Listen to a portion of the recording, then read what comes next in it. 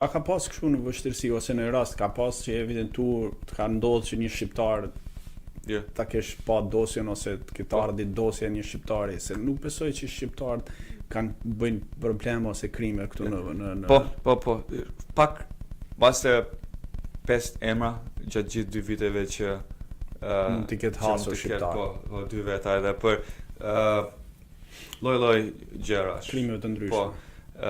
Sa për më ca krime se na Ja, pak thjesht veta në parim. se mund ta di se kush është janë pak veta, po shumë radhë. Edhe më vjen thua që wow, erdhën këta. Njerë një si thuash si fun, për të qesh, nuk është se për qesh aha se puna janë shumë serioze, po.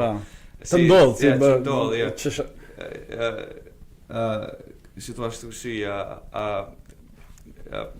një gjë interesante që ishte policia kishte thritur në një shtëpi, edhe doli që ishin 2 pleq shqiptar, edhe nuk e dinin se si të komunikonin. Nuk dinin anglisht. Po, nuk dinin anglisht, ata nuk e dinin se çfarë po flisin ata, se kanë dëgjuar gjuhën shqip. Po. Se dinin se çfarë gjuhë po flisin pleq. Po. Edhe doli u mësuan që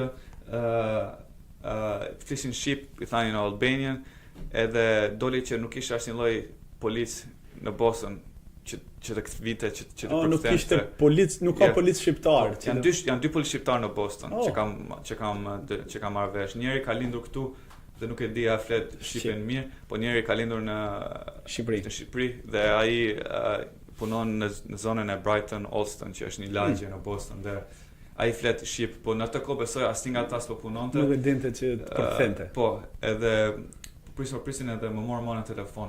Edhe më thanë, shiko, tha, janë 2 veta shqiptar, tha, s'po merremi dot, vesh ta i përkthejnë si këti. Mirë tashun, edhe vata unë aty edhe po e bëra atë punën, po. Edhe për fat të mirë ishte thjesht kështu thirrje për ambulancë dhe gjëra, nuk ishte ndihmë për ambulancë, që kishin probleme po për ndonjë gjë me krimi.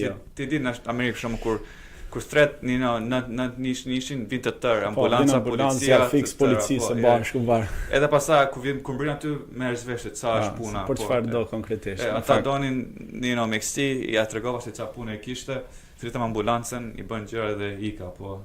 Po kështu në aspektin e krimeve, domethënë nuk e konstatuar në shqiptar që është në krim të rënd në zonën e Bostonit, nuk ka në fakt. Jo shumë krime të rënda, 2 ishin krime të rënda që po ndoshta në dhunë se shqiptarët janë çik agresiv edhe